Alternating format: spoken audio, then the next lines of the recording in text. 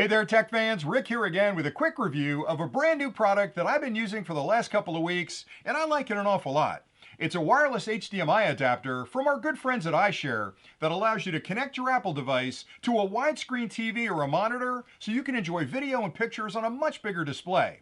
Now, before I get too deep into all the cool things this product can do, I always like to start with an unboxing just to show you everything that's included with the product, and that way you understand exactly what you get if you decide this unit is right for you. And then I'll talk about the technology because there are a lot of ways to connect your Apple and Android phone to your TV, but this one provides an incredibly easy plug-and-play solution that just works right out of the box. And I'll compare it to some of the other wireless adapters on the market.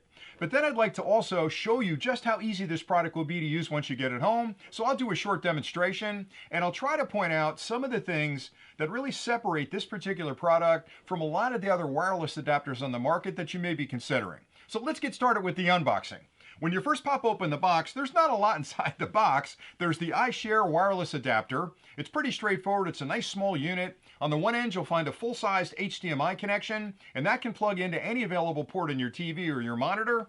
On the other end, you'll find a USB-C port on the unit, and that's for power. And they also include a power cable, which is a USB-A to USB-C. Now, the unit doesn't come with a power supply, so you can use any standard wall charger. And the nice thing about this unit is it draws very little current. So even those really old chargers you got with your first iPhone will work perfectly fine with this. Another thing you can do, and this is something I like a lot about the product, is that a lot of the monitors have available USB-A ports on them that you can use for various devices. You can plug this into one of those USB-A ports and power the unit right from the TV itself if you've got an available port. So very easy to use the unit. Also included is a full instruction manual. Now again, it's a plug-and-play simple device, and I'll show you how to use it in a minute, but it's always good to read through the manual to get the specifications and understand exactly what the product can do.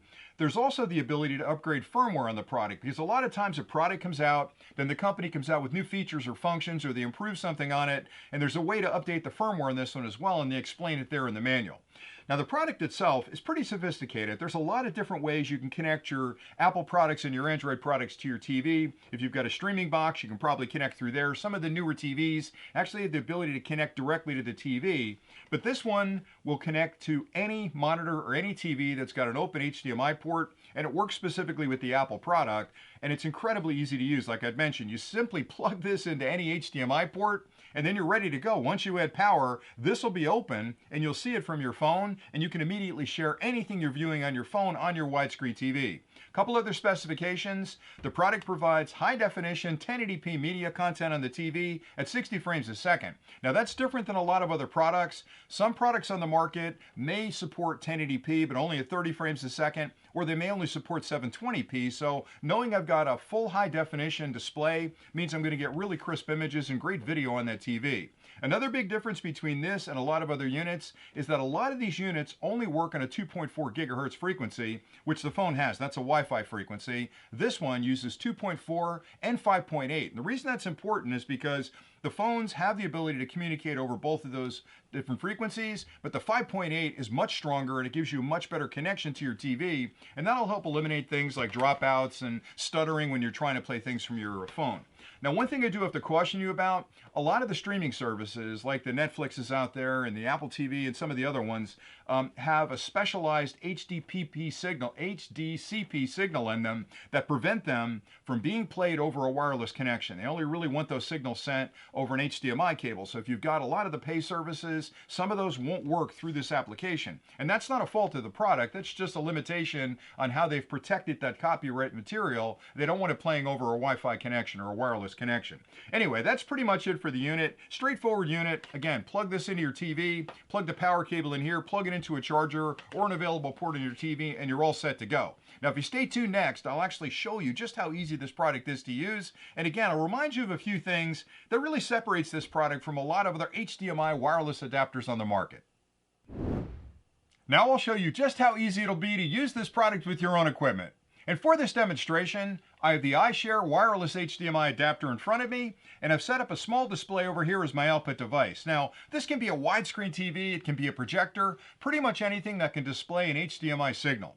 Now, the first connection I'll make is from the iShare to the TV by simply plugging the HDMI cable into any available port. Now, once I've done that, the only other connection I need is to the power supply, and I've already plugged in a power supply. The other end of the cable has a USB-C connection on it, which plugs directly into the end of the unit. Now, the minute I add power, it's going to start an internal power on self-test, which takes a second. It's also going to check the resolution of the monitor. Then you'll see the main screen come up. Now, once that screen's up, you can share to the actual TV or whatever you've got it connected to. There you go. Now, I've got an Apple iPhone right here. The first time you share to the screen, you may have to enter the password, which in this case is 1234. So to do that, you'll basically pull down from the upper right-hand corner on your screen, and you'll go into sharing mode. And once you do that, you'll actually see the display. You'll see the iShare as one of the options available to you. If you click on that, it'll basically ask you for the password and then share it to the screen. There you go. Now that's the screen I'm looking at right here. And to give you an idea of what it looks like when you're playing some video on there, I'll just really quickly bring up a video.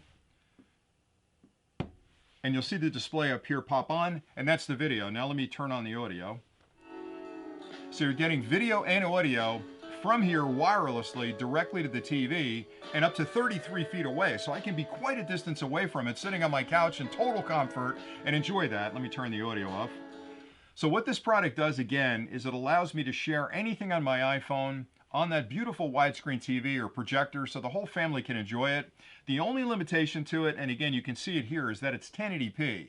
Now I haven't seen too many of these that actually share in 4K, but it gives you a really good image and video on the TV. So for me, this works perfectly well. And it's nice too because it's small and it's portable, so I can take it to a friend's house if I'd like to share some videos, or I can even use it in a business setting where I'm presenting to a client. I plug it into their monitor and I can share from my iPhone or my iPad directly to the device. So what's different about it than most of the units on the market is, number one, it uses both 2.4 gigahertz and 5.8 gigahertz for the connection, which means you're going to get rock solid imaging on the TV. You're not going to have dropouts and stuttering and things like that. The other big difference is that it uses very little power. So the minute you connect it up, like in this case, I've got it plugged into a really small power supply and it's working just fine. But the key there is a lot of the monitors like this one have USB-A connections available on the back, and you can plug it directly in there and not have to worry about a power supply. So I like the unit an awful lot. I've been using it for a couple of weeks and I think you're going to like it as well. So hopefully you found this review helpful. I've enjoyed talking about it. So until next time, as always,